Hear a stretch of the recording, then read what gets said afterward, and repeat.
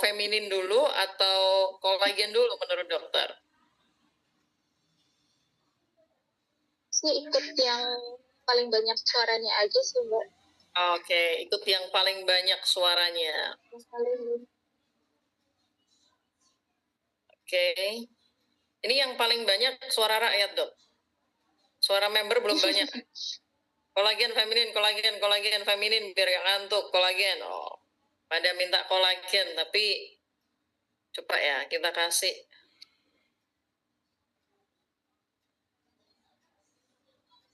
Ini kan belum pernah ya, kalau kolagen udah pernah ya. Coba kita kasih feminin coba ya. Kolagen kan udah pernah ya. Nah, materi kita malam ini adalah perempuan sadar Miss V ya. Jadi kita mau bahas yang produk kolagen kita dulu, Dok. Nah, ini Jin yang ada nggak teman-teman yang sudah pakai produknya nih? Produk kita ada feminine hygiene yang tidak hanya berupa sabun cair ya, tapi juga ada spraynya. Spraynya ini ada 4 varian aroma ya. Vanilla, bubblegum, strawberry, dan mango. Ini di spray dan aman jika tertelan, food grade ya. Kemudian ini untuk sabunnya. Jadi di sabun dulu, dibilas supaya bersih. Tapi karena kolagen nggak bisa nempel lama karena ini harus dibilas, maka kita sertakan di produk spraynya. Ini spraynya udah banyak kolagennya, yang fungsinya adalah bikin lebih rapat gitu ya. Ini ada spraynya. Nah, sekarang kita akan bahas pentingnya kita menggunakan produk feminine hygiene dari Nutribos. Nah, pertama kita akan membahas dulu tentang perempuan sadar Miss V. Karena sebenarnya membedakan perempuan dan laki-laki itu di sini ya. Jadi penting sekali menjaga Miss V, betul ya Dok ya? Feminin dong, aku adalah korbannya, gitu kata Bu Linsa. Aku adalah korbannya. Oke. Ada apa dengan Miss V? Nah, ini boleh mungkin disinggung sedikit Dok. Apa sih pentingnya kita menggunakan sabun yang khusus untuk Miss V? Karena saya dengar banyak sekali para perempuan ini yang membersihkan area sensitifnya itu dengan produk-produk yang sifatnya adalah basah. Jadi mereka sering menggunakan produk sabun batang untuk membersihkan area Miss V. Padahal sabun batang ini kan sifatnya dia basah. Yang dikhawatirkan kan justru membunuh bakteri baik atau lactobacillus yang ada di dalam Miss V. Sehingga malah muncul keputihan dan lain sebagainya. Nah, apa sih pentingnya kita punya sabun khusus yang memang untuk Miss V? Nah, mungkin bisa dijelaskan, Bu Dokter. Mohon izin, silakan.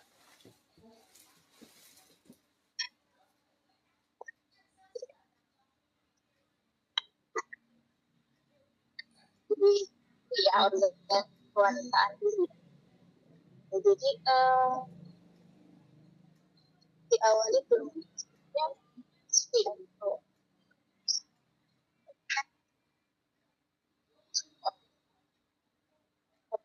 wanita dari wanita itu masih usia menikah.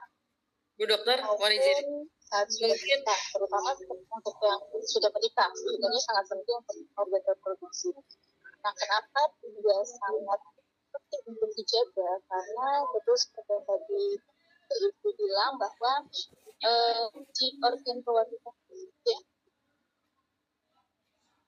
Izin Bu Dokter, mungkin bisa di off cam supaya suaranya terdengar lebih tidak putus, karena ini putus-putus mungkin karena terbagi dua ya, kamera dengan suara. Kita bisa fokuskan ke suaranya, mungkin mohon izin Dokter.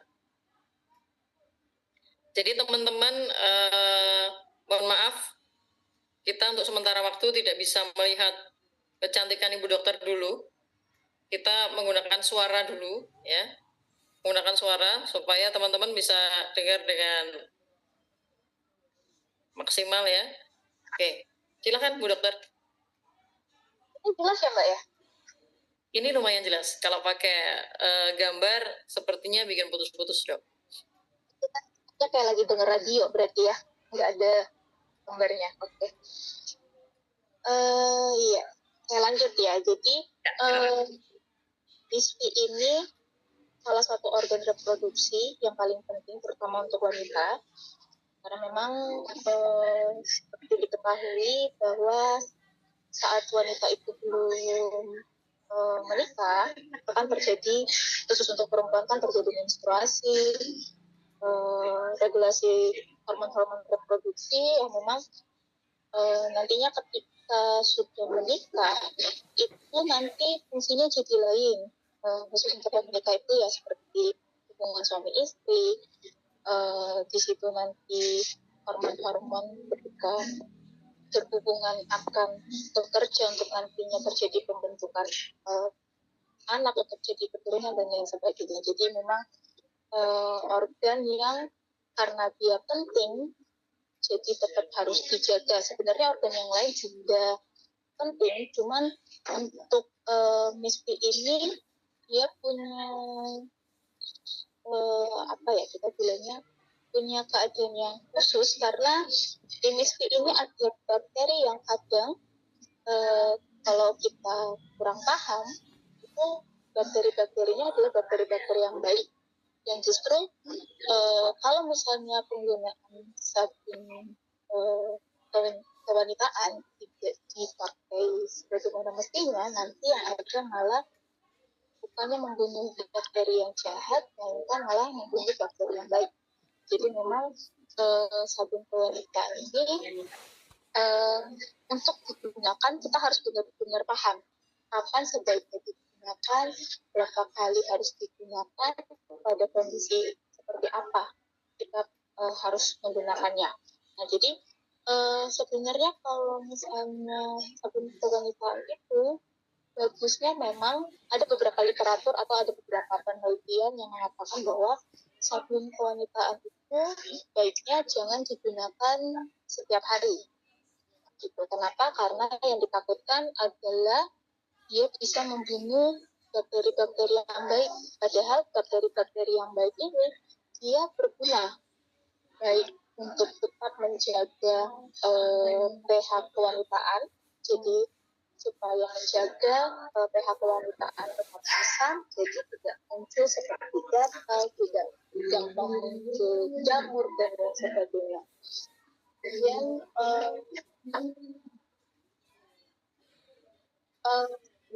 kalau misalnya bakteri-bakteri itu mati, itu yang akan menimbulkan misalnya kebutuhan yang tidak nyaman atau yang tidak normal itu seperti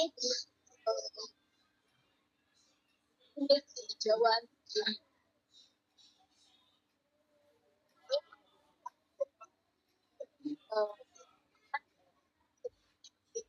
setiap hari, kecuali ada beberapa kondisi di mana sabun pencuci beras yang paling harus dipakai 2-3 kali sehari. Misalnya ketika muncul gejala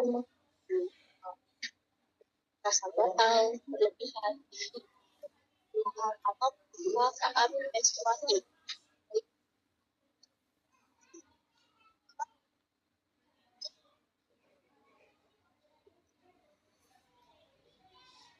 Oke, suaranya aman, putus-putus ya. Ibu dokter mohon izin, sepertinya suara pun tidak bisa terdengar dengan sempurna nih, Bu Dokter.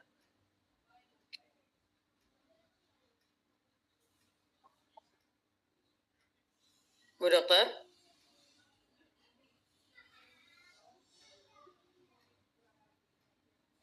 Oke.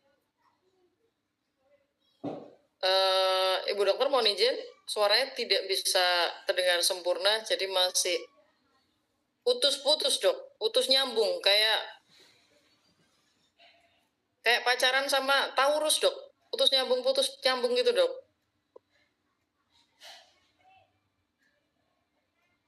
Bu Dokter? Wah, sepertinya masih kesulitan signalnya. Oke.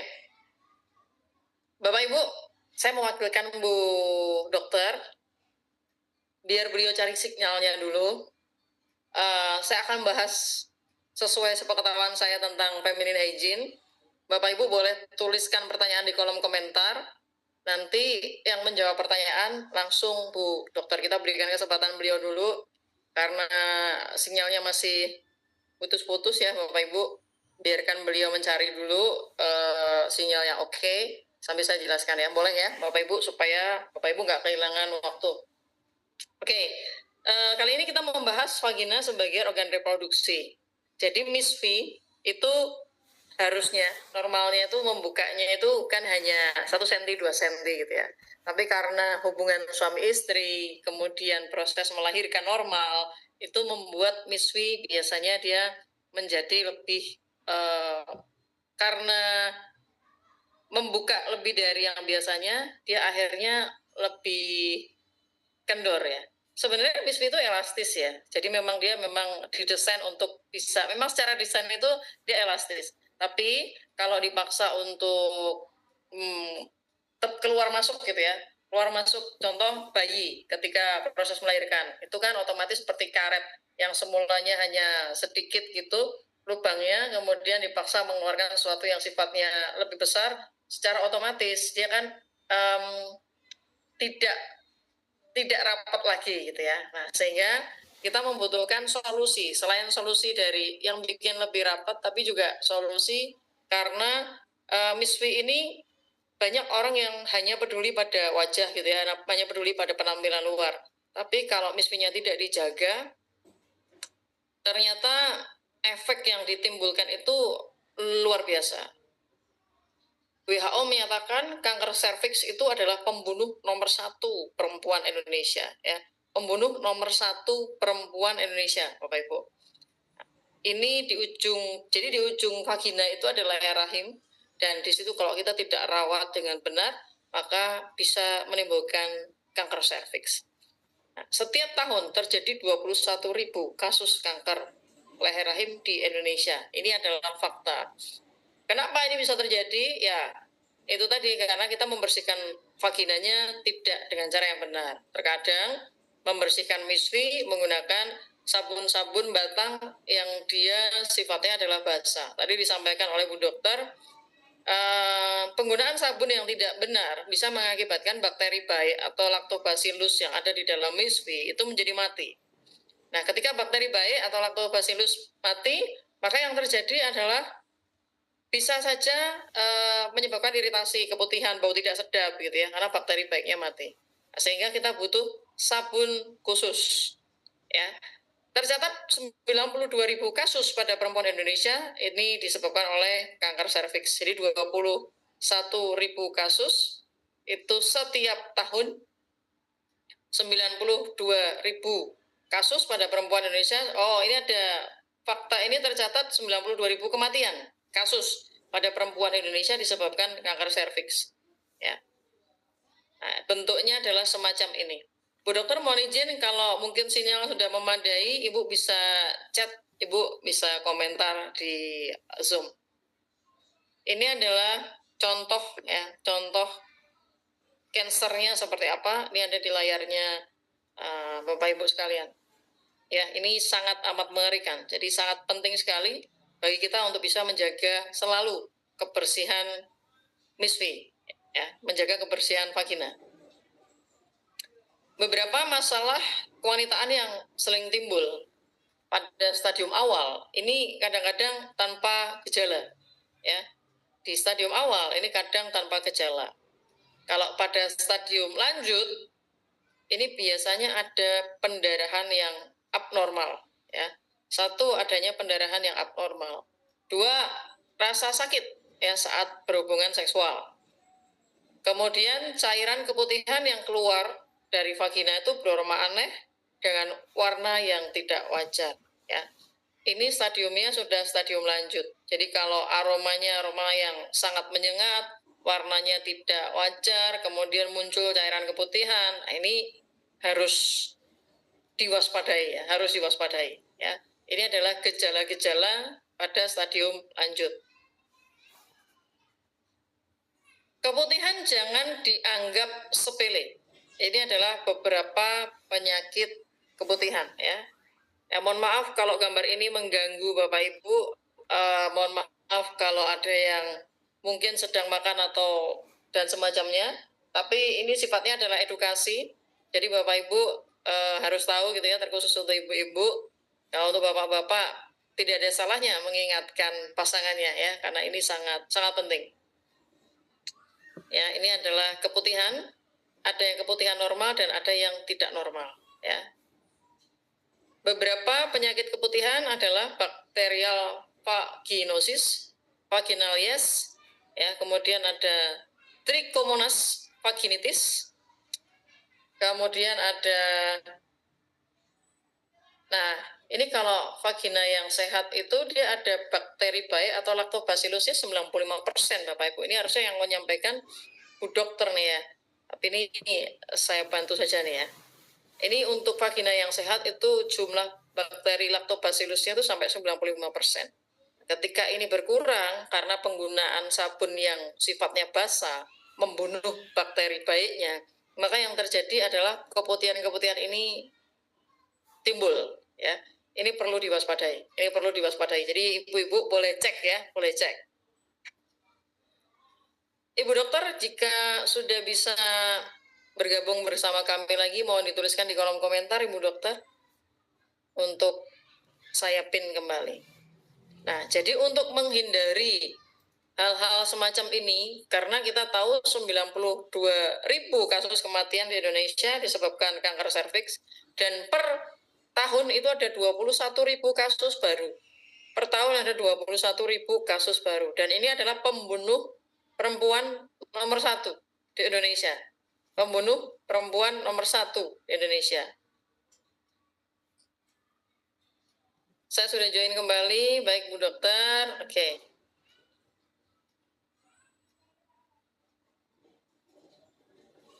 Oh, yang ini ya. Oke.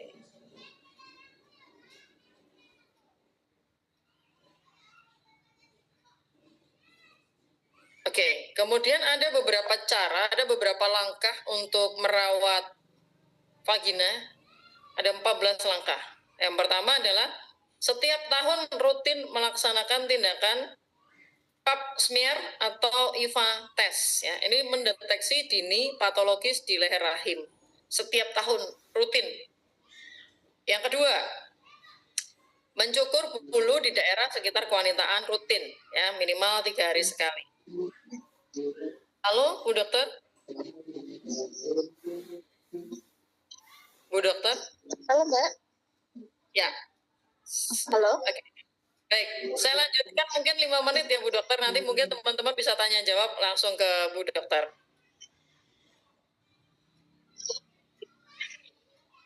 Yang ketiga adalah pilih pakaian dalam dengan berbahan katun dan tidak panas ya. Pastikan selalu bersih dan kering. Jadi pemilihan pakaian dalam ternyata juga mempengaruhi perkembangan bakteri tidak baik ya. Kalau bakteri baik itu sifatnya melindungi, tapi kalau bakteri jahat, nah sifatnya kalau dia semakin banyak ini semakin biasanya menimbulkan keputihan. Ya, jadi pilih pakaian dalam berbahan katun dan tidak panas. Pastikan selalu bersih dan kering. Jangan lembab posisinya ya, Bapak Ibu, jangan lembab. Yang keempat adalah cuci daerah kewanitaan minimal 3 kali sehari, pagi, sore, dan menjelang tidur dengan feminine wash.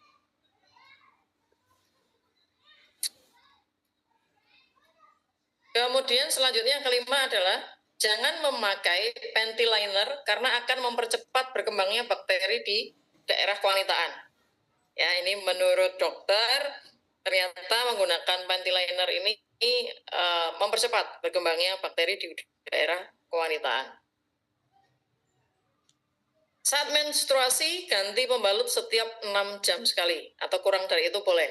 Ya, setiap menstruasi ganti pembalut setiap 6 jam sekali. Kemudian yang wajib ada dalam tas atau pergian adalah ya, jadi harus sering-sering mengganti pakaian dalam ya, ibu-ibu semuanya ya. Kemudian tisu toilet, karena harus kering, tidak boleh kondisi basah. Kemudian feminine hygiene-nya dari Nutribos, jangan lupa ya. Kemudian selanjutnya adalah setia pada pasangan dan lakukan hubungan seksual hanya dengan pasangan yang sah ya. Ini penting banget karena ini paling krusial ya, ini paling krusial. Saya nggak tahu nih, nanti boleh divalidkan lagi dengan Ibu Dokter ya. Jadi setia pada pasangan dan lakukan hubungan seksual hanya dengan pasangan yang sah ya. Ini berbahaya ya Bapak Ibu ya, berbahaya. Jangan ragu untuk konsultasi dengan dokter jika mengalami gangguan kesehatan pada organ kewanitaan. Ya. Selanjutnya adalah selalu pakai feminine hygiene agar vagina tetap bersih, kencang, elastis, dan menua lebih lama, ya, supaya nggak gampang kendor. Gunakan bahan-bahan yang sesuai dengan pH dan bakteri baik yang ada di dalam misfinya tidak terganggu ya. Rajin berolahraga untuk melatih otot vagina dan otot dasar panggul. Bisa berenang, bisa senam, ya, yoga, pilates, senam kegel gitu ya. Ini banyak yang suka olahraga nggak nih? Jangan-jangan nggak suka olahraga nih ibu-ibunya. Penting ya ibu-ibu ya. Jadi disempetin ya. Gimana mau olahraga mbak? Ngurusin anak, ngurusin ini. Nah, tetap harus sempetin olahraga ya. Sempetin olahraga. Apa yang dilakukan supaya jamur di misfi tidak berkembang cepat, apalagi gatal-gatal? Kalau jawaban dari saya mungkin satu, vagina jangan dalam kondisi lembab. Jadi kalau misalkan setelah di kamar mandi pakai tisu supaya dia kering ya. Kemudian yang kedua menggunakan feminine hygiene yang benar. Tapi nanti kita tunggu ya jawaban dari Ibu Dokter ya. Kalau ada pertanyaan lagi silakan ditulis di kolom komentar ya Ibu. Perbanyak sayur dan buah yang mengandung serat untuk kelancaran pencernaan. Ya, penting ternyata ya konsumsi sayur dan buah. Nah ini berhubungan nih, berarti kolagennya juga harus diminum ya. Kolagennya juga harus diminum.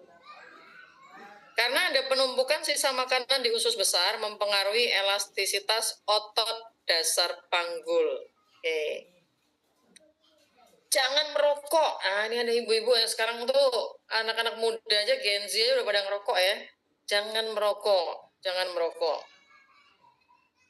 Batasi pemakaian celana panjang atau celana pendek yang terlalu ketat atau terlalu tebal dalam waktu yang lama. Jadi kalau pakai jangan terlalu tebal Bu.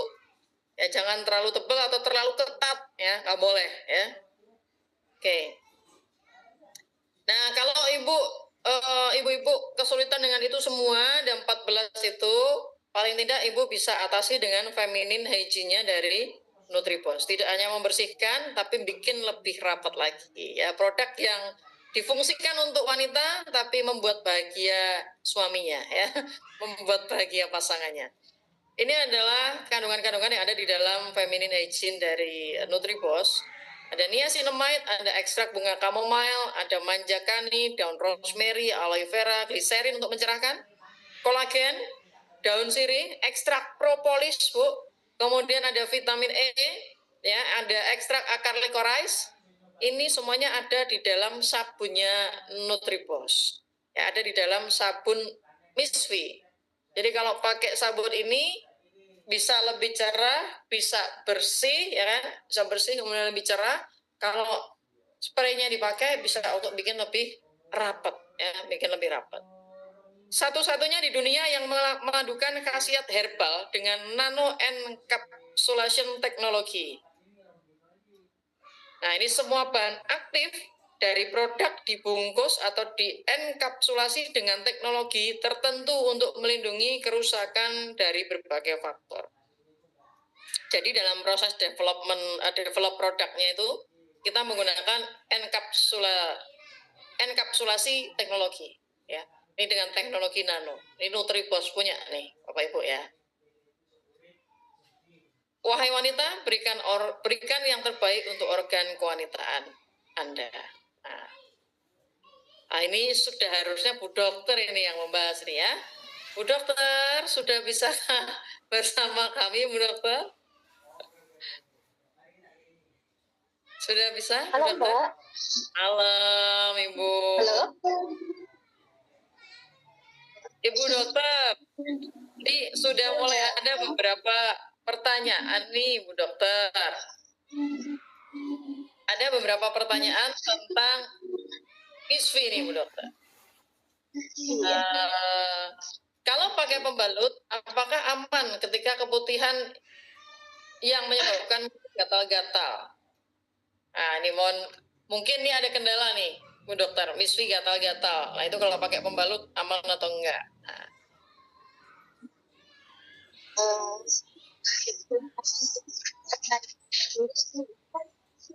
Terkait pembalut itu aman atau tidak dipakai, terutama untuk gatal-gatal, sebenarnya pembalut itu aman dipakai asalkan jangan sampai lupa untuk tetap mengganti. Jadi biasanya pembalut itu disarankan untuk ganti tiap 4 jam sekali. Dengan catatan jangan mencari pembalut yang ada bahan fragrance-nya atau pewangi. Karena biasanya yang ada pewanginya itu yang gampang untuk membuat daerah wanita jadi gatal-gatal. Karena bahan pewangi itu kadang dia bikin iritasi lebih gampang. Terutama daerah kewanitaan ya. Kemudian pembalut sendiri biasanya tempat saya baca juga ada beberapa literatur yang mengatakan bahwa pembalut itu sebaiknya dicari yang tidak ada sayapnya. Kenapa? Karena bahan plastik yang menjadi lapisan luar dari pembalut itu pada beberapa orang itu juga sebagai bahan yang bisa memicu iritasi. Jadi gampang membuat gatal juga. Dan itu yang membuat akhirnya daerah kewanitaan jadi gatal, kemudian jadi nggak nyaman untuk perempuannya sendiri. Jadi kalau dibilang aman atau tidak, aman-aman saja. Yang penting tetap setiap 4 jam sekali diganti. Atau misalnya kalau misalnya aktivitas yang dilakukan itu menimbulkan banyak keringat, itu harus sering-sering diganti. Ini sekitar ya 2-3 jam sekali. Jadi bisa tergantung dari aktivitasnya juga. Oke. Berarti penggunaan pembalut itu diperbolehkan dengan catatan hindari pembalut yang mungkin terlalu banyak. Apa tadi dok ya? Ada sayapnya gitu ya, karena dia ada plastiknya yang mungkin bisa bikin gatal gitu ya. Terus apa tadi dok? Aroma ya atau apa tadi? Fragrance, bahan-bahan yang mengandung ada wangi-wangian. Biasanya kan dibilangnya wangi biar nggak bau ya daerah kewanitaannya. Nah sebenarnya itu nggak terlalu bagus. Oke. Jadi menghindari yang dia ada fragrance-nya ya, supaya menghindari iritasi. Ya. Oke. Jadi dan jangan lupa harus tetap pakai ini ya, dari Nutribos Feminine Hygiene Nutribos harus tetap pakai, nimbangin pakai ya, supaya bakteri baiknya tidak berkembang supaya bakteri jahatnya tidak berkembang dengan luar biasa yang mengakibatkan keputihan dan lain sebagainya. Oke. Kalau misalnya itu saya tambahkan sedikit ya. Boleh, silakan. Kalau sudah mulai gatal, misalnya sudah mulai terasa gatal atau misalnya dirasa aktivitas yang dilakukan itu banyak menimbulkan keringat, nggak ada salahnya untuk ke kamar mandi menggunakan sabun pembersih tersebut.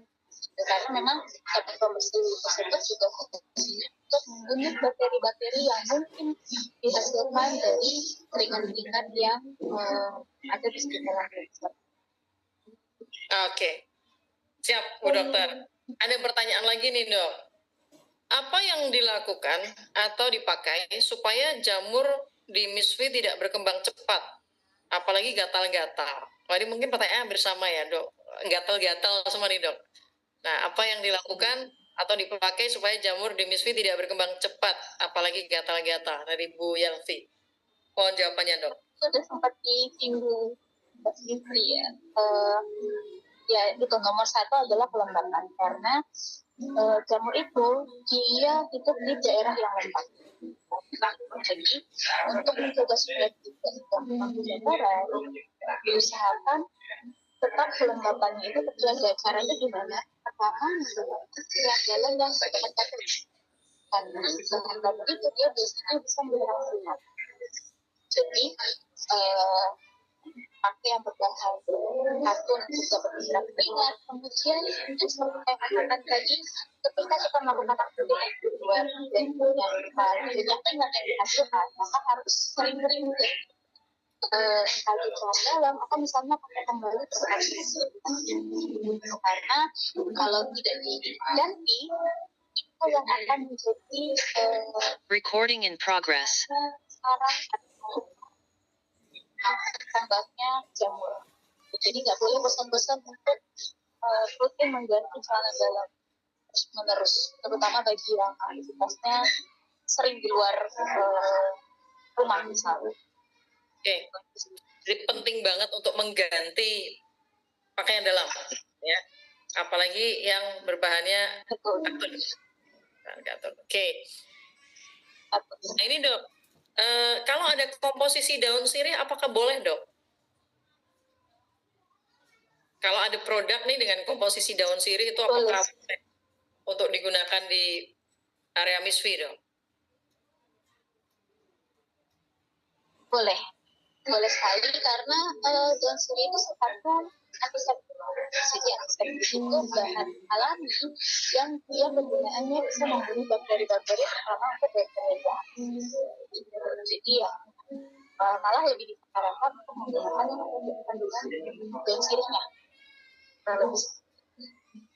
Oke, berarti daun sirih itu adalah seperti antiseptik untuk membunuh bakteri-bakteri jahat. Begitu ya dok? Nah, tapi dok, ini mungkin juga jadi pertanyaan ya dok. Ada yang sering beli feminine hygiene yang itu isinya adalah sirih gitu ya. Tapi dia bikin kering dok. Makanya kalau yang di punyanya Nutribos itu ada sirihnya juga. Tapi kita kasih dengan kolagen, kemudian kita kasih dengan ada 12 kandungan supaya dia nggak hanya sirih. Karena ternyata kalau sirihnya banyak banget tuh bikin kering dok. Apa betul itu?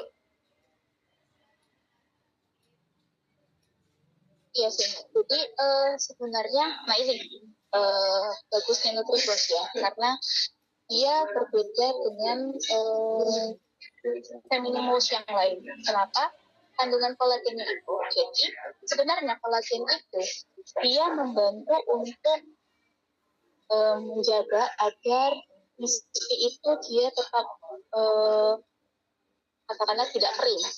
Jadi dia ada beberapa kandungan kolagen sebenarnya menjaga elastisitas dan kencangan dari MISFI sendiri. Kemudian kolagen juga dia meningkatkan pelumas alami dari MISFI sehingga MISFI itu nggak gampang kering. Okay. Dan kolagen sendiri juga dia fungsinya menjaga keseimbangan pH di daerah kewanitaan. Jadi sebenarnya kenapa sudah memakai bahan daun sirih tapi terasa masih kering? Nah, jadi harus dilihat komposisinya. Jangan hanya terpaku pada daun sirih karena kadang ada beberapa produk yang mereka hanya memfokuskan untuk daun sirihnya sebagai katakanlah memancing konsumen untuk mau membeli produk mereka tanpa memperhatikan kandungan-kandungan lain yang justru sebenarnya itu dibutuhkan, bukan hanya sekedar kandungan daun sirihnya aja.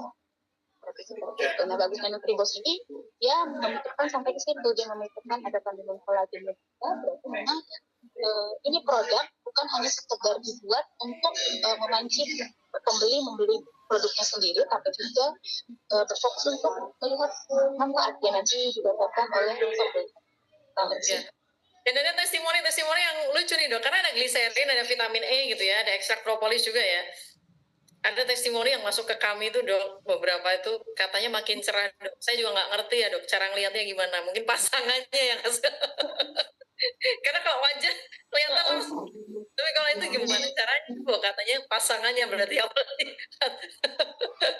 ya oke. Ada pertanyaan lain? Apa ya tadi yang perlu dijawab ya? Oh ini, bagaimana mencegah menopause dini dok? Terus sumber makanan apa saja untuk meningkatkan hormon kesuburan seperti estrogen dan progesteron? Jadi untuk sebenarnya untuk mencegah menopause dini itu ada beberapa faktor. Salah satu faktor yang paling mempengaruhi sehingga terjadinya menopause ini itu misalnya dari ada faktor genetik, itu sangat berperan. Kemudian ada faktor misalnya katakanlah sebelumnya punya masalah kesehatan sampai harus dilakukan tindakan seperti operasi pengangkatan ovarium.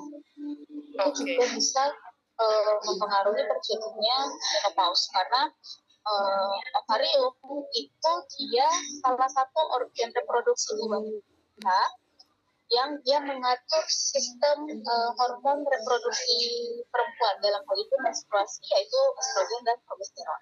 Jadi kalau misalnya ternyata waktu mudanya ada masalah kesehatan sehingga harus dilakukan pengangkatan organ tersebut, itu bisa terjadi menopause dini.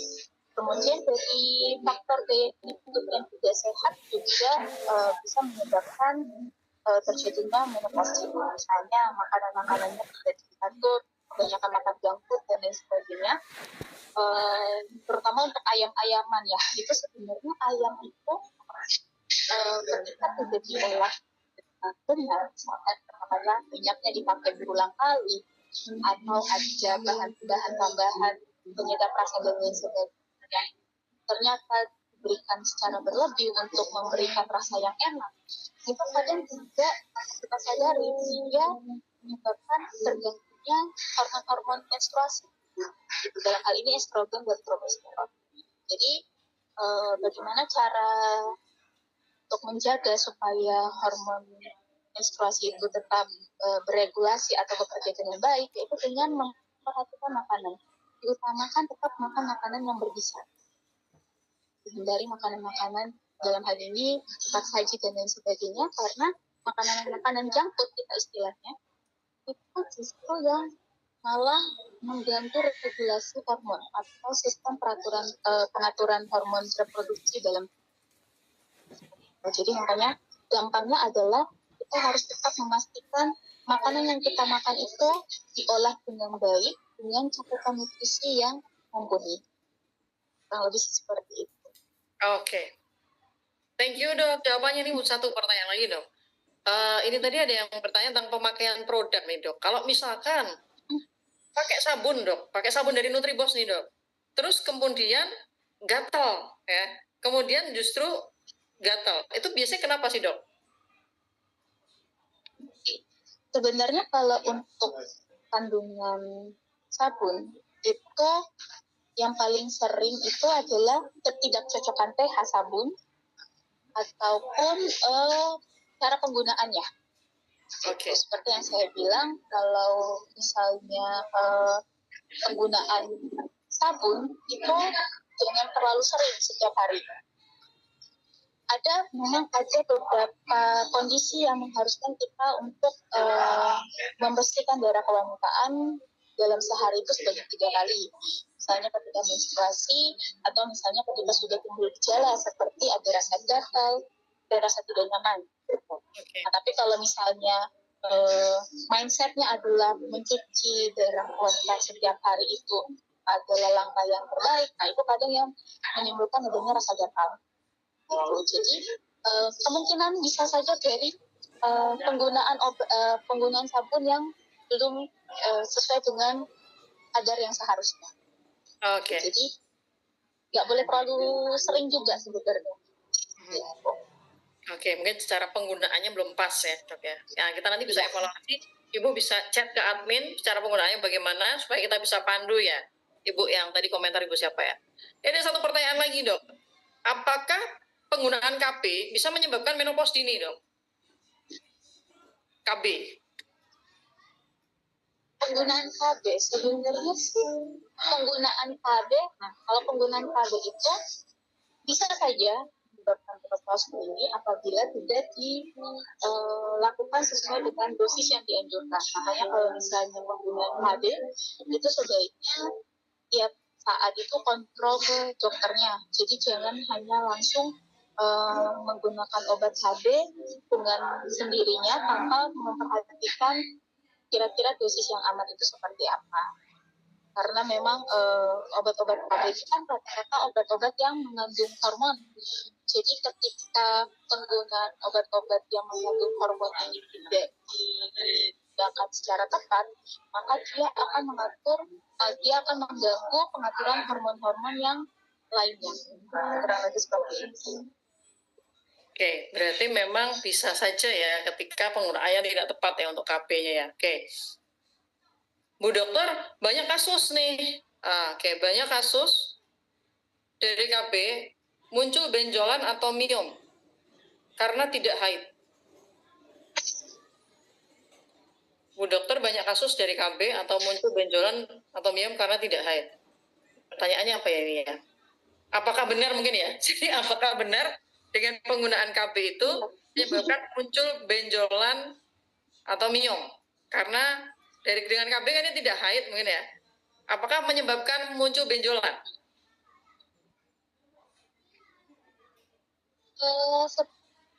Sebenarnya lebih ke bukan karena dia tidak haid lalu munculnya miom, itu menjadi tanda bahwa pengaturan hormonnya sedang bermasalah. Karena miom itu muncul ketika hormon menstruasi atau hormon katakanlah kalau paling sering sih hormon estrogen yang memicu munculnya miom. Jadi ketika hormon estrogen itu diproduksi berlebih, entah itu akibat penggunaan obat hormon yang mengandung estrogen dan tidak sesuai dosis, itu akan muncul miom dan kemudian dia juga bisa mengganggu menstruasi. Jadi tidak menstruasi dan muncul miom ini adalah dua gejala yang terjadi akibat kadar hormon dalam tubuh wanita tersebut sedang terganggu. Jadi bukan tidak menstruasi menyebabkan miom, tidak. Dua-duanya itu gejala. Dua-duanya memang gejala. Nah, ini. Jadi sekali lagi, ibu-ibu semuanya ya wajib menjaga kebersihan miswi, karena tadi seperti apa yang disampaikan menurut data WHO, kanker serviks adalah pembunuh perempuan nomor 1 di Indonesia. Jadi diharapkan bisa menjaga kebersihan miswi dengan baik dan benar. Begitu ya, Bu Dokter. Mungkin closing statement untuk kita mau bahas feminine wash, Bu Dokter, closing statement-nya sebelum kita berlanjut ke kolagen, Ibu. Silakan. Untuk feminine wash-nya yang paling penting itu adalah kita harus tetap memperhatikan cara penggunaannya. Jadi kalau misalnya tidak ada keluhan sama sekali, itu gatal, ataupun ada keluhan yang lain yang jadi indikator sakit pada daerah HP, itu sebaiknya jangan terlalu sering menggunakan sabun pencuci daerah kewanitaan. Sabun pencuci daerah kewanitaan bisa dipakai dalam sehari sebanyak 3 kali misalnya, itu untuk kondisi-kondisi tertentu, misalnya ketika kondisi premenstruasi atau postmenstruasi, ataupun saat sudah ada gejala seperti gatal. Seperti itu. Kemudian untuk kanker serviks sendiri, ini memang bisa terjadi akibat pola hidup yang tidak diatur. Entah itu dari makanan ataupun gaya hidup. Biasanya paling sering kanker serviks ini terjadi akibat hubungan yang katakanlah seks bebas, gitu ya, yang tidak setia pada satu pasangan. Biasanya itu sebagai penyebab utama. Di samping ada penyebab-penyebab lain juga yang menyebabkan kanker serviks seperti keturunan ataupun faktor gaya hidup. Tapi itu hanya sebagian kecil. Paling besar penyebab utamanya adalah gonta-ganti pasangan. Jadi kalau bisa untuk mencegah kanker serviks, itu tadi betul setia pada pasangannya. Kenapa? Karena sudah dipastikan kalau setia pada pasangan, kemungkinan untuk tertular penyakit menular seksual itu tidak ada, bahkan bukan sangat kecil, tapi bahkan tidak ada. Bahkan tidak ada. Oke. Dua-duanya tapi harus setia ya, Dok ya? Harus setia. Bila perlu sebelum menikah ada baiknya memang iya. Atau bila perlu sebelum menikah mending dicek masing-masing. Tapi setahu saya sekarang syarat pernikahan, Dok, itu memang harus dicek dulu. Iya, betul. Ya. Karena memang pemerintah juga untuk mengurangi angka infeksi seksual. Ya, nah, oke. Ini pertanyaan menarik satu lagi, Dok. Satu lagi. Ibu, ada teman saya udah lama nggak haid, tapi pakai feminin, jadi haid. Ini ada penjelasan yang ilmiahnya nggak nih, Dok? Jadi lama nggak haid nih. Nah, ini juga ada kemarin testimoni, nggak cuma satu ini, Dok. Nggak cuma satu ini testimoninya ya. Ada yang 1 tahun udah nggak haid gitu. Terus dia rutin pakai feminin, bersihin gitu. Terus keluar gumpalan, Dok. Keluar gumpalan. Ini difotokan, cuman saya ada ya, mungkin di channel kita ada ya. Gue keluar gumpalan, habis itu haid rutin, Dok. Nah, itu apakah memang ada hubungannya, Dok? Mohon izin.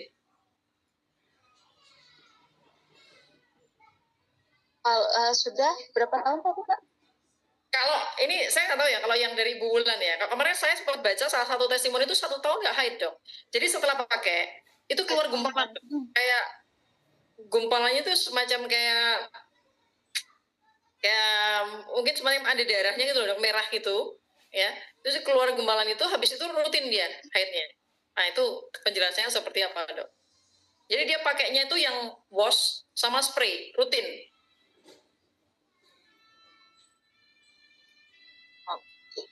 Berarti udah 1 tahun, udah lumayan lama juga ya. Itu kisaran umur biasanya. Nah, saya nggak tahu detail umurnya, Dok. Karena di testimoninya itu ditulisannya dia nggak ada. Cuman dia fotokan hasil gumpalan yang keluar itu, terus kemudian dia ceritakan kalau dia haid kembali. Kalau usia dia nggak ceritakan di teksnya, jadi saya nggak tahu pastinya usianya, Dok. Ya, sebenarnya kalau dari feminim wash ya, sebenarnya jarang sih saya ketemu kasus. Biasanya memang karena regulasi hormon. Bisa, nah, nih makanya apakah sudah ada pemeriksaan sebelumnya kan untuk dicari tahu, lalu kemudian menggunakan feminim wash ternyata berhasil seperti itu, karena kan memang kalau untuk feminim wash sih sebenarnya antara daerah kewanitaan yang dibersihkan kemudian haidnya lancar, itu kan sebenarnya haid lancar itu akibat hormon, sedangkan kalau pembersih daerah kewanitaan itu tidak ada hubungannya sebenarnya dengan hormon. Iya. Mungkin kayaknya harus saya cari tahu lagi ya, soalnya memang biasanya jarang sih ada kasus seperti itu sih. Kenapa? Ketika dibersihkan daerah kewanitaan, kemudian haidnya jadi lancar, selama ini sih sebenarnya untuk korelasinya atau hubungannya sih jauh sih antara kebersihan dan pengaturan hormon reproduksi. Karena kalaupun misalnya dia feminim wash-nya itu mengandung kolagen, sebenarnya kolagen itu lebih ke menjaga keseimbangan pH untuk nantinya bakteri baiknya tetap bisa hidup tanpa ada gangguan dari bakteri jahat. Jadi lebih ke higienis sebenarnya. Nah, sedangkan untuk kolagen sendiri, dia tidak bisa mengatur soal regulasi atau pengaturan hormon reproduksi. Gitu. Jadi memang untuk korelasi langsung akan seru kalau kita mungkin someday ngundang R&D-nya dari ini sendiri kali ya, Dok ya. Jadi kita bisa tahu detail karena kan selain ada wash-nya, ada spray-nya juga kan, Dok ya. Ini akan seru nanti next mungkin bulan depan kita undang ya, Dok ya. Jadi bertiga ngobrol seru ya. Ditunggu ya teman-teman ya. Ditunggu ya. Oke. Ini kita akan ada satu produk lagi. Produknya adalah kolagen lagi naik daun, Dok. Penjualnya tinggi sekali dan orang yang sudah order tuh pasti order lagi, Dok. Nah, ini kolagen dari Nutribos ya, dengan satu sasetnya 3000 mg kolagennya dan sudah dibuktikan dengan uji lab. Ya, uji labnya sudah terbukti 3000 mg kolagen. Nah, ini banyak banget, Dok, ketika kita ketemu sama customer ya, Dok, di lapangan, misalkan kita lagi demo di banyak orang gitu ya. Mereka tuh bilangnya gini, "Kenapa ya saya nyeri tulang, nyeri sendi dalam jangka waktu minum 3 saset aja udah berasa nih nyeri tulang nyeri sendinya berkurang. Padahal saya dulu juga sering konsumsi kolagen, tapi kok nggak ngefek ya, sudah berbok-bok saya beli gitu. Kenapa yang ini beda? Nah, ternyata setelah kita cek dok, klaimnya sih kolagen dok, tapi tidak tertera kolagennya jumlahnya berapa. Ada yang tertera, tapi cuma 200 dok kolagennya. Nah, kalau mungkin dari yang saya baca ada literatur yang menyatakan bahwa minimal 2.500 untuk dia bisa ngefek. Itu betul nggak dok? Kolagen. Iya, benar sih. Benar sih Mbak. Jadi memang kolagen itu sekitar 2.500 sampai sekitaran 3.000 itu dia memang efeknya lebih ke persendian biasanya. Nah nanti harus diminumkan memang setiap hari dengan dosis yang seperti itu untuk bisa memberikan efek. Karena kalau misalnya kolagen hanya diberikan katakanlah 200 dan dalam sehari itu cuma minum 200 ya nggak cukup sih untuk memberikan efek sampai ke persendian. Kurang lebih seperti itu. Jadi memang untuk mendapatkan manfaat dari kolagen yang harus dilihat juga berapa miligram yang kita konsumsi. Cukup atau enggak. Karena ya katakanlah senjata, kalau senjatanya nggak sesuai jumlahnya, ya nggak akan memberikan efek apapun. Kurang lebih seperti itu. Oke. Nah, jadi ini teman-teman yang kemarin sudah mengkonsumsi kolagen, kalau ada yang mau ditanyakan, boleh nih ya. Kalau ada yang mau ditanyakan langsung sama Bu Dokter, dipersilahkan ya. Ini sedikit kita ulas mungkin ya, Dok. Kenapa tubuh kita ini butuh kolagen, Dok?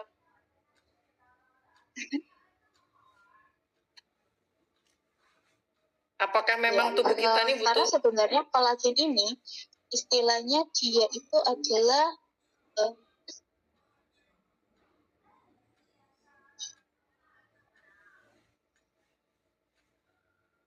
halo? Ya, suaranya masih aman, Dok? Maaf Mbak, putus-putus.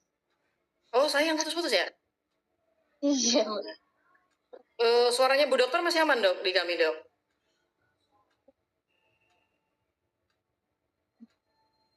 Masih problem, Dok? Masih. Aman, Mbak. Udah aman. Oke, Dok. Kira-kira kenapa, Dok? Tubuh kita ini apakah memang betul butuh kolagen, Dok?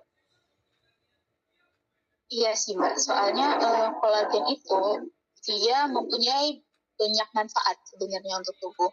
Misalnya dari menjaga kesehatan dan elastisitas kulit, kemudian dia juga sebagai bahan untuk memperkuat persendian dan tulang. Ini khususnya untuk yang usia lanjut ya, itu sangat dibutuhkan untuk persendian dan tulang karena semakin lanjut usia, kan rongga-rongga tulangnya itu semakin merenggang. Nah, dibutuhkan kolagen untuk bisa membantu tulang-tulang yang sudah merenggang ini supaya jadi tetap kuat. Jadi tidak gampang timbul nyeri sendi, nyeri tulang, dan lain sebagainya. Kemudian dia juga bisa sampai membantu meningkatkan kesehatan jantung, kemudian juga memperkuat rambut dan kuku. Makanya ada mungkin beberapa testimoni yang kalau minum kolagen kok rambutnya yang tadinya gampang rontok, jadi rontoknya berkurang, atau mungkin sama sekali udah nggak rontok lagi. Nah, itu karena memang salah satu manfaatnya dari kolagen tersebut. Jadi memang kalau ditanya dibutuhkan atau tidak ya sangat dibutuhkan. Sangat dibutuhkan ya. Makanya kadang-kadang kalau kita ke dokter misalkan ya, itu tanya kenapa kok nyeri tulang, nyeri sendi, terus bilangnya pelumasnya sudah habis, tuh berarti yang dimaksud kolagen ya, Dok? Kolagen, betul. Kolagen ya, Dok ya. Di samping butuh kalsium ya. Ya, kalsium dan kolagen ya. Salah satunya yang bisa diinjek ya kolagennya ini ya mungkin ya, Dok ya. Oke. Nah, Bapak Ibu yang sudah pakai kolagen atau yang konsumsi mau kasih testimoninya boleh, mau tanya langsung ke Bu Dokter boleh ya. Silakan. Nah, kolagen tadi sudah dijelaskan sama Bu Dokter kita. Protein utama dalam tubuh yang menyusun kulit, tulang, sendi, otot, rambut, kuku, dan 70% struktur kulit terdiri dari kolagen. Nah, terus kemudian Dok, apakah memang produksi kolagen dalam tubuh itu mengalami penurunan seiring dengan bertambahnya usia, Dok? Betul. Jadi biasanya sih kisaran di atas 20 tahun, ya mungkin sekitaran 25-30-an itu dalam setiap tahunnya akan ada penurunan kolagen kurang lebih ya kira-kira 1%. Gitu. Makanya di atas usia 20 tahun itu sudah disarankan untuk rutin mengkonsumsi entah itu nutrisi maupun juga suplemen tambahan yang mengandung kolagen. Kurang lebih seperti itu. Oke. Berarti ini menarik ya, memang kolagen ini menjadi kebutuhan entah itu untuk pria dan wanita. Makanya kenapa kalau usia sudah lanjut itu kadang jatuh itu cepet banget ya dok, patah kaki gitu. Itu juga salah satu ini ya. Kalau anak Iya. kecil tuh jatuh juga kok nggak gampang patah gitu. Tapi kalau orang tua jatuh di kamar terus patah gitu. Benar. Nah, ada tanda-tanda kolagen mulai menurun dok. Apakah ini benar tanda-tandanya dok? Iya, betul sekali Mbak. Karena kolagen itu yang paling gampang dilihat kulit mulai kusam. Kita ketahui bahwa kan kolagen itu salah satu manfaatnya adalah untuk menjaga elastisitas kulit. Jadi ketika elastisitasnya berkurang dan tidak dibantu dengan kolagen, itu akan kelihatan kusam. Seperti itu. Kemudian pegal lebih cepat juga betul karena memang salah satu fungsi kolagen juga yaitu untuk mendukung massa otot. Mendukung massa otot, kemudian untuk menjaga kekuatan sendi dan tulang. Jadi pegal, sendi terasa kaku, yaitu memang akan dirasakan ketika kolagennya menurun. Karena memang yang membantu untuk dia tetap kokoh, yang membantu untuk dia tetap massa ototnya kuat, itu berkurang. Makanya muncul gejala seperti itu. Kemudian yang untuk rambut dan kuku, seperti yang sudah tadi saya jelaskan juga, fungsi kolagen itu memperkuat rambut dan kuku. Jadi ketika dia berkurang, itu ya akan mulai terjadi kerontokan, kemudian kuku gampang patah, itu karena itu tadi. Makanya, nah ini kan keluhan-keluhan yang sering dirasakan pada usia-usia lanjut. Biasanya sih paling sering 30 tahun ke atas. Nah makanya memang betul di atas usia, ya katakanlah 25-30 tahunan itu setiap harinya itu turun produksi kolagen kurang lebih 1%. Oke, tadi menarik. Memang kolagen menjadi salah satu kebutuhan ya. Salah satu kebutuhan supaya kulitnya tidak gampang kusam, tidak gampang pegel-pegel, tidak gampang nyeri sendi ya, apalagi rambut dan kukunya bisa terjaga. Nah, oke, baik. Teman-teman, silahkan dituliskan di kolom komentar kalau memang ada pertanyaan ya mengenai kolagen ya. Nah, apakah kolagen dari makanan sudah cukup? Ini mungkin ada yang bertanya, dok. Katanya ceker ayam itu juga mengandung kolagen. Nah, tapi apakah kolagen dari makanan itu udah cukup, dok? Sebenarnya kalau untuk makanan penghasil kolagen itu sudah cukup atau belum? Sebenarnya sih belum cukup. Kenapa? Karena kolagen-kolagen yang terkandung dalam makanan itu biasanya molekul-molekulnya itu besar. Jadi kalau molekulnya besar, dia sulit sekali untuk cepat diserap oleh tubuh. Sehingga dia membutuhkan waktu lama juga sampai kolagen itu bisa diserap dan kemudian memunculkan manfaat. Makanya disarankan untuk menggunakan suplemen kolagen. Kenapa? Karena suplemen kolagen itu rata-rata sudah diberikan kolagen sesuai dengan kebutuhan dalam satu harinya. Gitu. Tergantung kolagen itu mau fokusnya untuk kesehatan sendika atau mungkin untuk elastisitas kulitkah, itu biasanya suplemen sudah disesuaikan dosisannya yang dibutuhkan dan dia molekulnya lebih kecil, jadi lebih gampang untuk diserap tubuh dan lebih cepat manfaatnya dirasakan. Gitu. Kalau misalnya makanan, pertama molekulnya besar, jadi dia butuh waktu untuk bisa diproses. Kemudian biasanya kalau misalnya kita mengkonsumsi kolagen itu, makanan yang dengan kolagen katakanlah dikonsumsi dengan makanan yang sedikit asam, itu biasanya dia akan mempengaruhi penyerapan kolagennya. Gitu. Jadi walaupun dia itu mengandung kolagen kan, misalnya katakanlah untuk kaldu sapi itu dia mengandung sekitar 5.000 sampai 10.000 kalau nggak salah untuk kolagennya. Nah, memang itu sudah cukup untuk kebutuhan kita. Tetapi karena molekulnya besar, nah itu dia jadi sulit untuk diproses cepat oleh tubuh. Sangat sulit untuk langsung diserap. Dia butuh beberapa jam sampai kolagennya itu dalam bentuk molekul yang kecil yang gampang diserap, dan kemudian dia butuh waktu lagi sampai manfaatnya bisa dirasakan. Jadi agak lama sebenarnya. Jadi kalau dibilang cukup, tapi tetap harus ada bantuan suplemen. Karena kadang ketika penyerapan ususnya tidak terlalu bagus, kolagen tidak semuanya diserap dari makanan. Kadang ada yang terserap di tempat lain. Jadi misalnya yang masuk ke dalam tubuh itu 5.000 dalam skala molekul besar, kadang ketika sudah diolah oleh tubuh, nggak 5.000 nya diserap. Atau mungkin cuma sekitar katakanlah 3.000 atau 2.000 yang bisa diserap, ya itu tadi. Makanya diperlukan bantuan suplemen, karena bantuan suplemen itu pertama dia molekulnya kecil dan dosisnya sudah disesuaikan, sehingga untuk mendapatkan manfaatnya itu jauh lebih cepat daripada yang hanya dari makanan saja. Oke, ini menarik nih ya. Jadi kalau dari makanan molekulnya dia gede, butuh effort lah badan kita ini untuk bisa mencerna itu menjadi molekul yang lebih kecil. Jadi tidak semuanya bisa langsung terserap.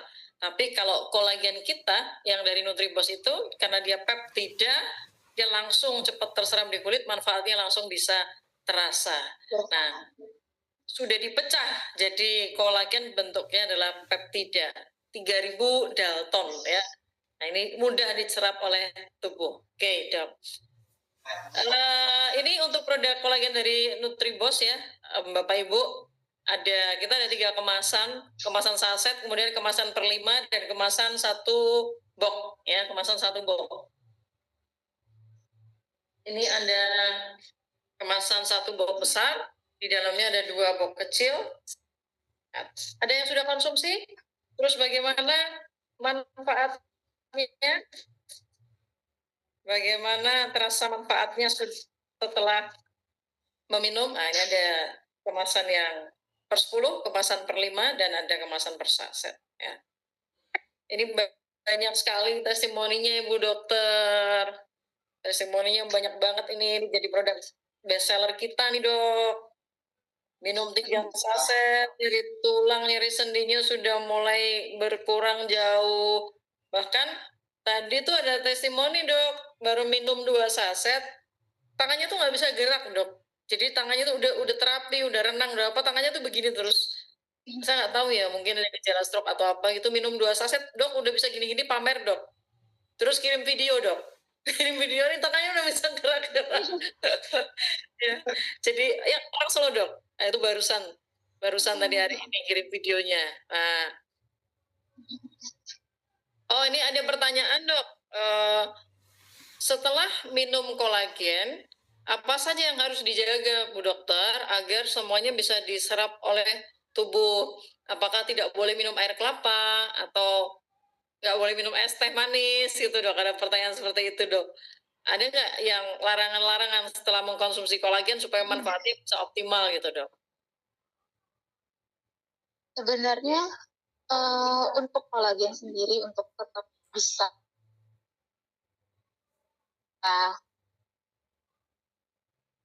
ada dalam tubuh, berarti paling sering itu kolagen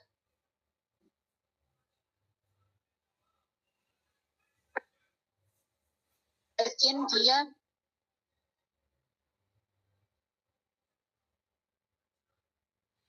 berkurang akibat stres. Kolagen tetap pola hidupnya harus dijaga, tapi rajin jaga. Kalau untuk es teh manis sebenarnya yang ditakutkan itu lebih ke gula berlebih. Sebenarnya kalau gula berlebih itu yang paling kita takutkan adalah sakit gula. Nah, sakit gula dia benar-benar mengganggu sistem regulasi atau sistem produksi kolagen. Jadi sebenarnya Untuk es teh manis ya nggak apa-apa kalau mau langsung diminum, tapi ya kalau bisa sih jangan terlalu berlebih juga. Jangan yang setelah minum kolagen dalam 24 jam minum es teh manis terus. Nanti yang ada malah bukan masalah di kolagennya aja, tapi masalah regulasi atau pengaturan gula dalam tubuh yang memicu terjadinya sakit gula. Akibatnya ketika terjadi sakit gula, dia juga akan mengganggu sistem produksi dari kolagen tersebut. Jadi yang harus dijaga adalah pola gaya hidup, konsumsi makanan juga. Tetap untuk gampangnya adalah tetap makan makanan yang nutrisinya baik. Junk food kalau bisa sih jangan. Karena dia punya beberapa kandungan seperti micin dan lain sebagainya yang justru akan mengganggu produksi kolagen tersebut bekerja dalam tubuh. Nah, lebih sih seperti itu. Jadi kalau untuk mau minum air kelapa ya nggak ada masalah juga. Oke, air kelapa nggak masalah. Yang penting makanannya tuh jangan yang Sehat. Ya harus yang sehat ya.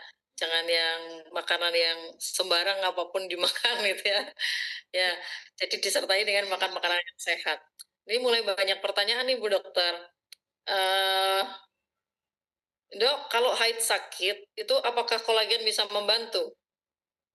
Kalau haid sakit, nah biasanya penyebabnya karena apa tuh Dok? Haid sakit Dok? Haid sakit itu biasanya karena itu tadi regulasi hormon. Kita kembali lagi ke regulasi hormon. Jadi haid sakit itu dia akibat tubuh melakukan adaptasi, tapi masih ada kelebihan hormon yang menyebabkan nyeri itu muncul. Kalau misalnya ditanya kolagen bisa membantu atau tidak, sebenarnya kolagen bisa membantu untuk mengatur hormon tersebut supaya tetap sama-sama stabil. Karena kan kalau hormon menstruasi itu kan ada dua, estrogen dan progesteron. Jadi sebenarnya kolagen bisa membantu produksi hormon kedua, hormon estrogen dan progesteron ini tetap stabil. Gitu. Nah, tergantung lagi kira-kira sebenarnya nyeri itu tergantung dari ketahanan seseorang terhadap nyerinya seperti apa. Kadang ketika nyerinya sudah membaik karena dia punya ambang batas nyeri yang terlalu rendah, masih merasakan sakit yang hebat juga. Oh, gitu. Jadi ya, jadi setiap orang itu dia punya batasan ambang nyeri yang berbeda-beda. Ada yang tinggi, jadi kalau misalnya tinggi masih ada nyeri, tapi dia menganggapnya itu sudah sembuh. Tapi kalau misalnya ambang batas nyerinya itu rendah, kadang nyeri sedikit buat orang lain, menurut dia itu masih nyeri hebat. Gitu. Jadi tergantung dari itu. Jadi metabolisme tubuh setiap orang kembali lagi. Gitu. Tapi kalau ditanya kolagen membantu atau tidak, kolagen membantu. Kolagen membantu, baik. Oke, terjawab ya Bapak Ibu ya. Alhamdulillah saya sudah minum kolagen Sakina, badan jadi enakan setelah bangun tidur. Nah, besok paginya langsung haid. Jadi kolagen juga bisa membuat rangsangan haid hormon. Oh, ini mungkin jawabannya mirip-mirip ya, karena kolagen bisa membantu tadi ya, hormon estrogen dan progesteron ya, Dok ya. Jadi lebih ya, atau mungkin lebih afdolnya Bu Dokter aja deh yang menjawab deh. Jadi setelah minum Dok, minum kolagen, badannya lebih enak Dok, badannya lebih enak, bangun tidur jadi lebih segar. Besok paginya langsung haid Dok. Besok paginya langsung haid. Nah, apakah kolagen ini bisa membuat rangsangan haid? Ya, mohon pencerahannya Dok. Jadi sebelum minum badannya cepat pegel, haidnya tidak lancar. Itu sebelum minum. Setelah minum badannya lebih. Setelah minum badannya segar, bangun pagi enak, terus haid Dok. Ini berarti, nah kita kembali lagi ke fungsinya kolagen. Jadi fungsinya kolagen kembali lagi dia mengatur massa otot, mengatur elastisitas sendi dan tulang. Jadi kadang ketika kita beraktivitas itu kan otot jadi menegang karena kaku dan lain sebagainya akibat aktivitas. Nah, kolagen membantu untuk elastisitas otot tersebut. Jadi yang tadinya akibat aktivitas dia pakai, kolagen bisa membantu untuk supaya ototnya jadi nggak kaku lagi karena sudah kembali elastis. Nah, ketika kita mengkonsumsi kolagen kan juga membantu untuk regulasi hormon stres juga. Jadi dalam tubuh itu ada yang namanya hormon stres. Hormon stres ini bisa muncul akibat kita terlalu lelah beraktivitas. Jadi ketika lelah beraktivitas, otot jadi kaku, sendi-sendi jadi pegal semua, hormon stresnya meningkat. Ketika minum kolagen, dia akan membantu untuk mengatur sistem regulasi hormon stres tersebut. Di samping, dia juga mengatur untuk tingkatan elastisitas otot dan juga tulang dan sendi. Jadi ketika minum, katakanlah dapat 2 manfaatnya. Dapat beberapa manfaat sebenarnya, lebih ke setelah minum kolagen, kaku ototnya jadi berkurang, kemudian nyeri-nyeri sendinya berkurang, kemudian hormon stresnya juga direduce, akibatnya bisa tidur nyenyak, dan pegal linu semuanya hilang ketika bangun pagi. Lalu dia memberikan dampak pada menstruasi, karena hormon stres ini ternyata beberapa literatur mengatakan bahwa ketika hormon stres itu berlebih, dia akan menekan produksi hormon estrogen dan progesteron khusus untuk wanita. Jadi ketika hormon stres ini dia sudah diperbaiki, sistem regulasinya, produksinya sudah kembali ke normal, tidak berlebih, akibatnya hormon stres jadi punya kesempatan untuk naik lagi, jadi kembali normal lagi, yang tadinya sudah ditekan oleh hormon stres. Makanya pernah dibilang kalau menstruasi itu bisa karena akibat stres, karena kurang tidur dan lain sebagainya, itu betul. Dan memang hormon stres ini dia sangat berpengaruh untuk kesehatan tubuh kita. Dia bukan hanya untuk menstruasi, kadang orang dengan asam lambung pun itu bisa disebabkan oleh stres pekerjaan. Itu tadi. Jadi stres itu benar-benar dia sebagai momok kalau kita tidak bisa mengatasinya. Jadi kalau dibilang kolagen kemudian bisa melancarkan haid, ya mungkin karena memang akibat kolagen itu hormon stresnya ditekan, akibatnya hormon menstruasinya bisa kembali normal, jadi lancar lagi menstruasi. Oke, menarik ya, menarik. Jadi ternyata stres itu bisa menekan produksi hormon estrogen dan progesteron ya dok ya, yang menyebabkan haidnya jadi nggak lancar ya. Betul. Termasuk stres ketika berantem sama pasangan, termasuk nggak dok ya ini ya? Bisa juga termasuk. Ini teman-teman, apalagi yang masih pacaran tuh jangan sering-sering berantem ya. Nanti hormon estrogen dan progesteronnya jadi tidak berkembang dengan sempurna, ya, tidak bertumbuh dengan sempurna. Izin dok, ada pertanyaan lagi. Ada pertanyaan lagi dok. Dok mau bertanya, kalau sisir rambut kok rontok banget ya dok? Usianya baru 21 tahun. Usia 21, sisir rambut kok rontok parah gitu. Kenapa dok ya? Apakah kolagennya memang berkurang atau seperti apa dok?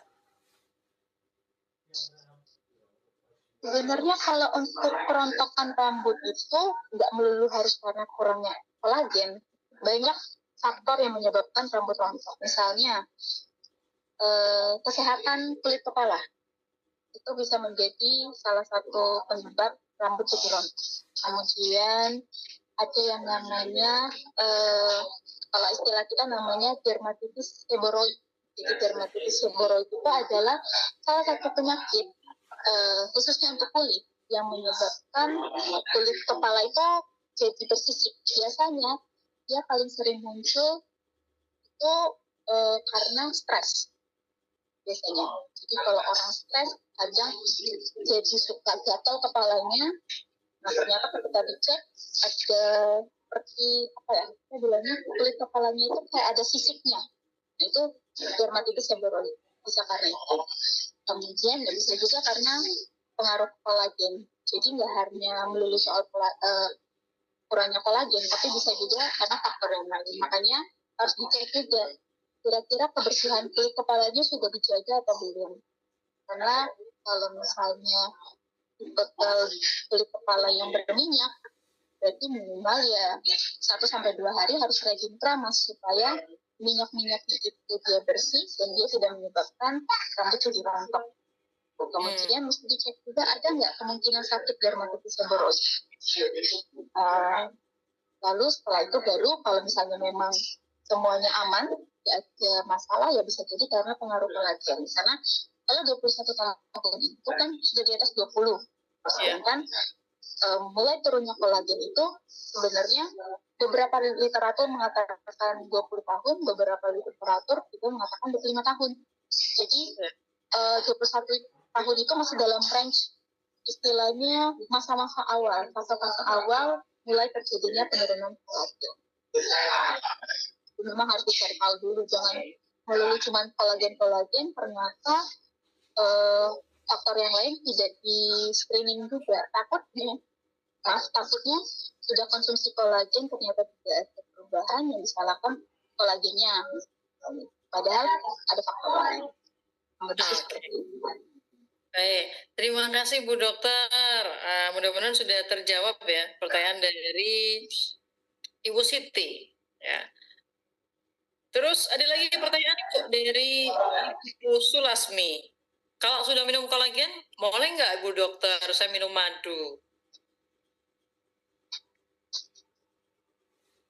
Sebenarnya sih nggak ada masalah sih Bu, dengan catatan Ibu nggak ada riwayat gula darah tinggi. Oke, tidak ada masalah. Kalau madu, iya, karena kalau madu itu tidak disarankan untuk orang dengan gula darah tinggi. Kenapa? Karena madu itu gula yang sederhana, jadi gampang sekali diserap oleh tubuh. Jadi kalau misalnya sudah minum kolagen, mau minum madu, tidak apa-apa, asalkan bukan penderita sakit diabetes atau penyakit gula. Karena kalau misalnya penyakit gula, habis minum kolagen malah minum madu, yang ada gula darahnya naik, nah ini akan terjadi masalah di produksi kolagennya. Jadi sama aja kayak sia-sia jadinya. Oke, berarti minum madu nggak apa-apa, tapi kalau di madu mungkin bikin stres ya Dok? Boleh kayaknya. Bikin stres. Minum madu nggak apa-apa, kalau madu kayaknya bikin panik Bu. Minum madu nggak apa-apa, asal tidak diabetes ya. Ibu Sulasmi ya Bu ya. Oke.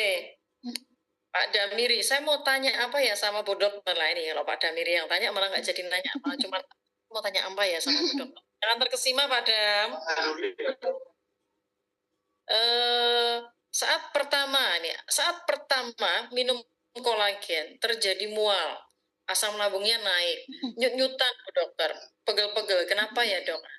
Apa karena minumnya ini punya asam lambung? Minumnya sebelum makan mungkin. Apakah itu pengaruh juga ya Dok ya?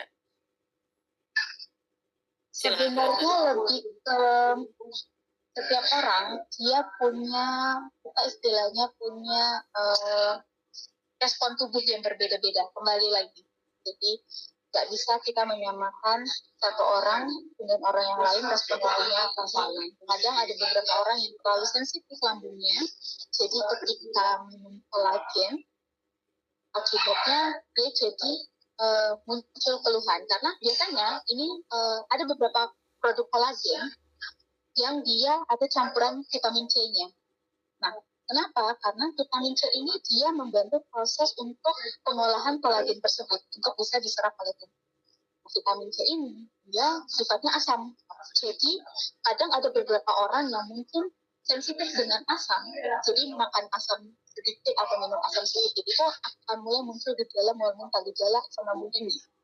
Bisa jadi karena itu.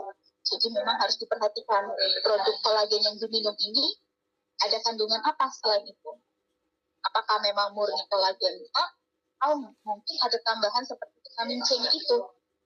Oke. Nah kalau misalnya ada vitamin C yang memang sifatnya dari awal itu sudah asam, ketika diminum itu wajar kalau muncul gejala mual muntah, kemudian muncul gejala nyut-nyutan, itu tidak bisa karena asam lambung yang tinggi. Oke. Berarti salah satu mungkin untuk mencegah supaya hal itu terjadi, bisa dimakan dulu sebelum minum kali ya Dok? Mungkin mengurangi ya? Ya, betul. Ya. Mengurangi resiko hal itu ya, karena di dalam kolagen kita kan ada semua vitamin, terus ekstrak buah sayur, terus glutathione dan ekstrak sarang walet. Ya, jadi mungkin bisa saran untuk Bapak siapa ya? Bapak atau Ibu ya? Sarannya adalah minumnya setelah makan, ya. Minumnya setelah makan. Baik, Dok. Nah, ini ada perbedaan kolagen untuk 3000 mg dan 6000 mg. Kalau 3000 mg itu konsentrasinya lebih ke kulit, kuku, dan rambut ya, Dok ya. Kalau 6000 mg untuk perbaikan dan penguatan tulang sendi itu bagaimana, Dok? Jadi sebenarnya kolagen itu dia setiap dosis itu ada targetnya gitu. Jadi misalnya 3000 mg itu biasanya target kolagen untuk sekedar pelumasan sendi aja, untuk menambah istilahnya pelumas. Kemudian untuk yang gejala-gejala ringan hanya dengan 3000 mg aja sudah cukup, tapi dengan catatan usianya berapa dulu. Kalau misalnya usianya masih ya sekitaran 20 sampai 35 tahun, ya 3000 ini sudah cukup. Karena memang mengingat bahwa angka penurunan kolagennya itu belum terlalu banyak. Nah, tapi kalau untuk 6000 ini biasanya memang bisa untuk diri sendiri yang ringan sampai sedang, kemudian bisa juga untuk tulang, bisa untuk kulit, tapi untuk usia yang di atas 35. Karena mengingat usianya makin bertambah, akan makin banyak juga kolagen turun. Akibatnya butuh amunisi yang lebih banyak lagi untuk bisa memberikan efek samping atau bisa memberikan manfaat dari kolagen itu. Jadi lebih ke faktor utamanya adalah usia. Usia ya, kebutuhannya berbeda-beda. Kalau di bawah 35 tahun mungkin 1 cukup, tapi di atas 35 tahun 2 ya. 6000 mg berarti 2 saset ya, 2 saset Bapak Ibu. 2. Oke, ada pertanyaan yang lain mungkin dari Bapak Ibu yang sudah minum ataupun yang belum? Ada yang mau ditanyakan, silahkan ditulis di kolom komentar ya. Nah, apakah aman untuk penderita diabetes? Karena ini tidak mengandung gula, jadi sangat aman ya untuk dikonsumsi oleh penderita diabetes. Minum kolagen untuk yang umurnya 13 bulan. Sepertinya kalau 13 bulan gimana nih? Kolagen itu kayaknya lebih bagusnya dari makanan ya, kalau misalnya 13 bulan. Jadi bisa untuk misalnya MPASI-nya ditambahkan kaldu ayam. Karena kalau untuk suplemen kolagen, apalagi yang sekitaran 3000 itu terlalu overdosis sebenarnya. Bayi belum perlu 3000 mg. Betul. Iya, betul. Jadi kalau 13 bulan usia bayi boleh diberikan kolagen, tapi disarankan kolagennya yang dari makanan aja. Kaldu ayam, dibikin MPASI dengan kaldu ayam, kaldu sapi, itu akan lebih aman. Karena bayi hitungannya belum terlalu membutuhkan suplemen. Betul. Betul, Ibu Yalvi. Oke, ada pertanyaan lagi mungkin. Apakah kolagen Nutribos boleh dikonsumsi untuk ibu hamil dan menyusui? Izin Ibu Dokter.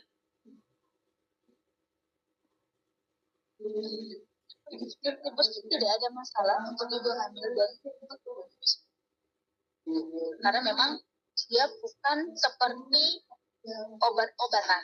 Jadi kan ini kan suplemen ya, beda dengan obat. Kalau obat itu yang kita takutkan adalah efek kimianya, karena dia kan tujuannya jelas untuk mengurangi nyeri.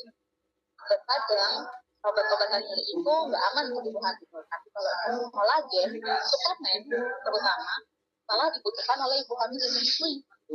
Jadi kalau ditanya boleh atau tidak, aman atau tidak, jadi ya aman dan boleh diberikan untuk ibu hamil dan menyusui. Boleh dikonsumsi oleh ibu hamil dan menyusui. Minumnya sesudah makan. Apakah minumnya sesudah makan pagi atau malam? Ada saran mungkin, Dok?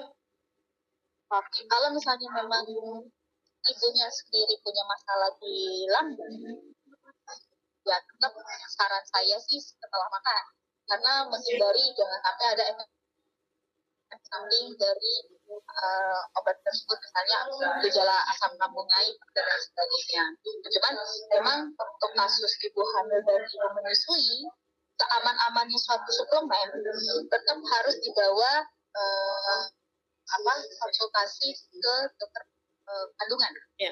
Karena ya kata-kata untuk vitamin hamil sendiri itu biasanya juga hasil dari konsultasi dengan dokter kandungan. Jadi kalau misalnya kolagen, dia tetap aman. Cuman ada baiknya memang dikonsultasikan dengan dokter kandungan, jadi untuk disesuaikan dengan kebutuhan. Okay. Kebutuhan dilihat dari kalau untuk ibu hamil dilihat dari perkembangan janinnya. Kira-kira kalau usia kehamilan ini cukupnya pakai berapa miligram ya? Jadi memang aman, tapi ada baiknya tetap konsultasi dengan dokter kandungan supaya nutrisi yang masuk untuk ibu hamil dan ibu menyusui benar-benar nutrisi yang sudah pas, tidak kelebihan ataupun tidak kekurangan. Baik, terima kasih Bu. Terima kasih Bu Dokter. Kemudian berarti udah jelas ya Pak Dani ya. Minumnya pagi, malam kalau usia di atas 35 tahun. Tapi kalau ada ada lambungnya ada problem, asam lambungnya suka naik, minumnya setelah makan.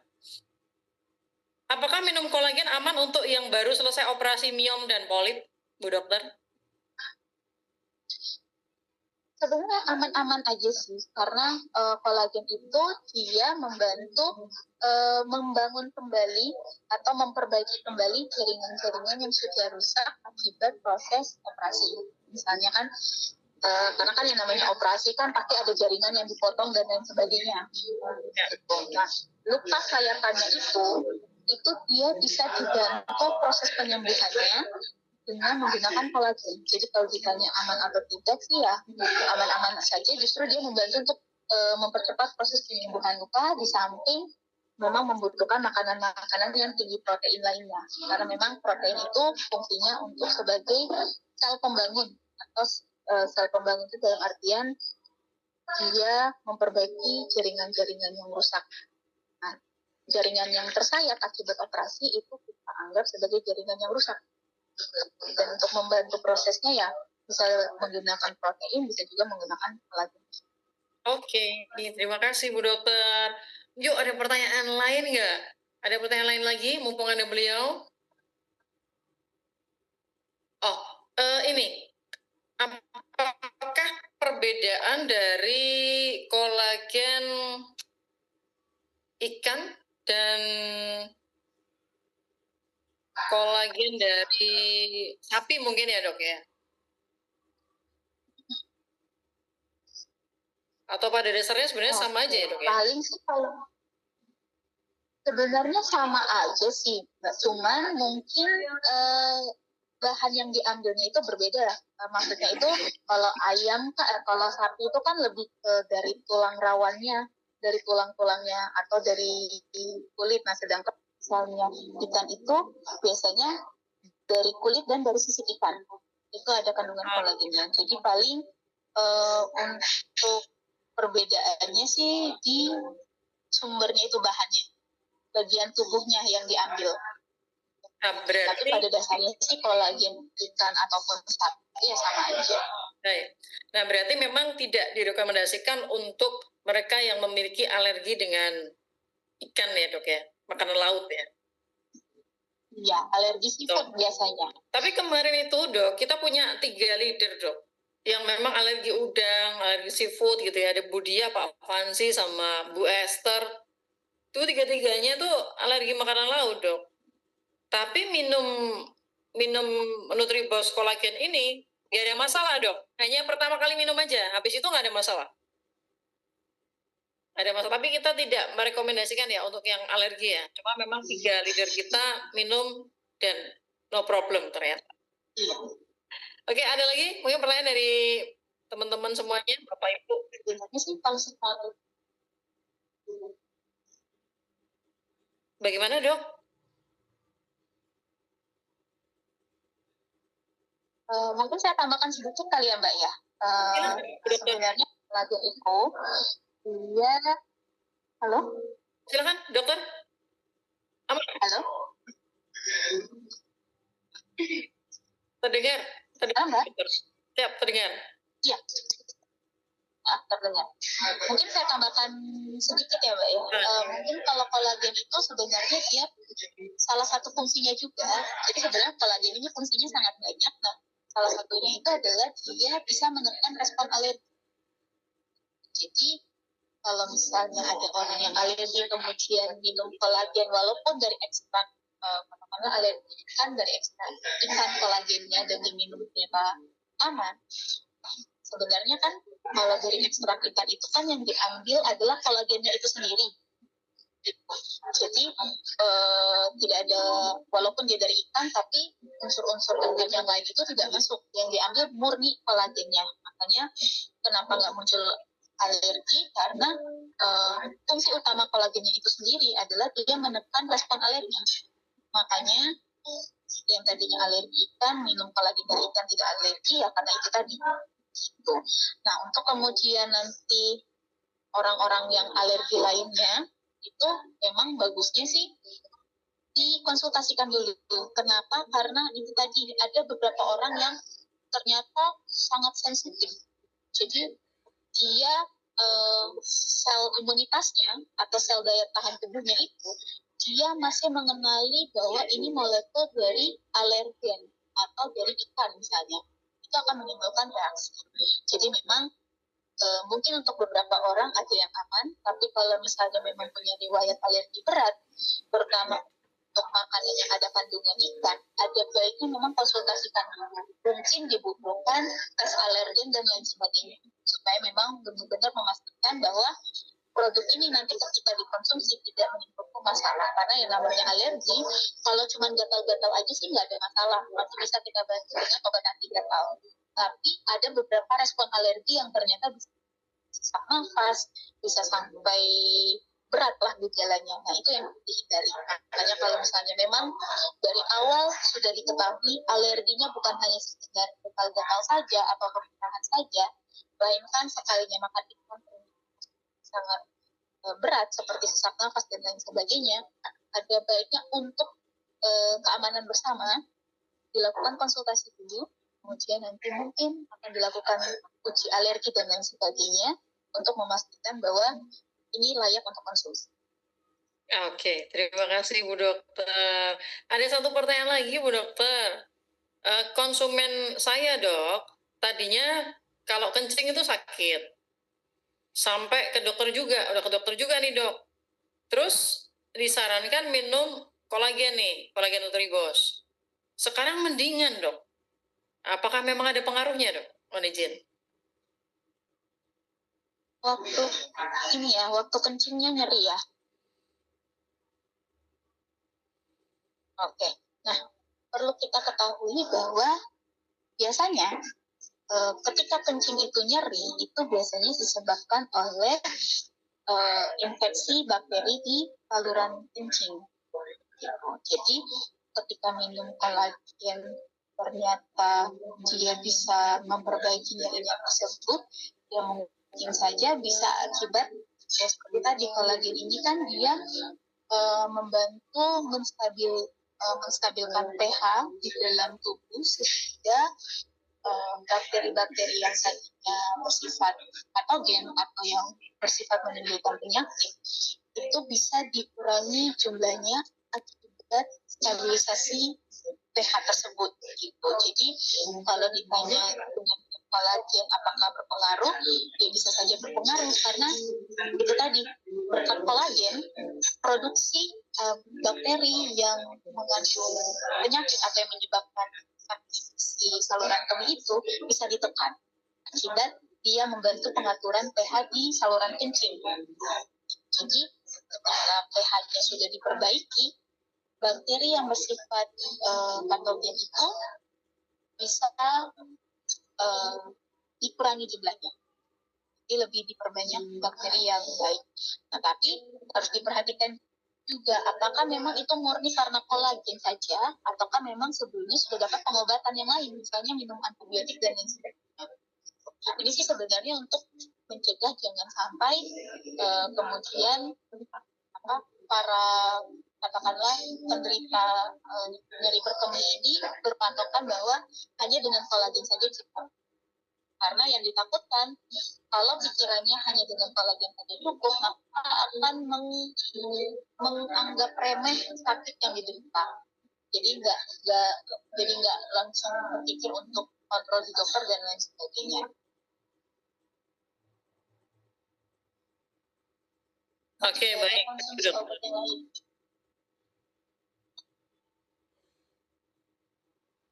Oke, baik, Bu Dokter.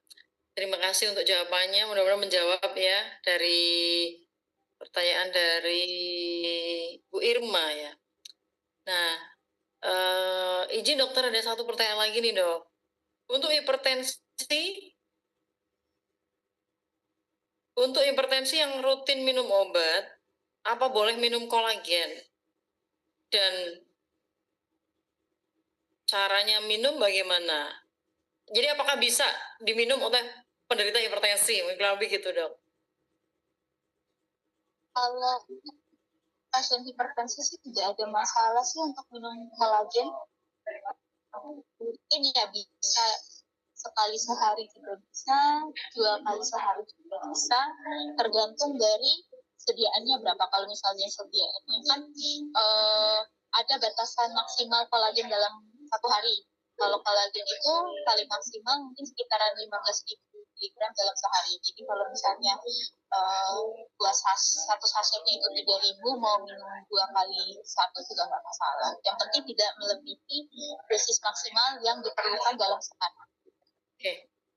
Oke, menarik ya. Hari ini kita membahas 2 produk Nutribos dengan Dr. Griselda. Nah, Bapak Ibu, mungkin ini kita menunggu closing statement ya dari Dr. Griselda tentang berarti kolagen ini sebenarnya bermanfaat nggak sih dok buat tubuh?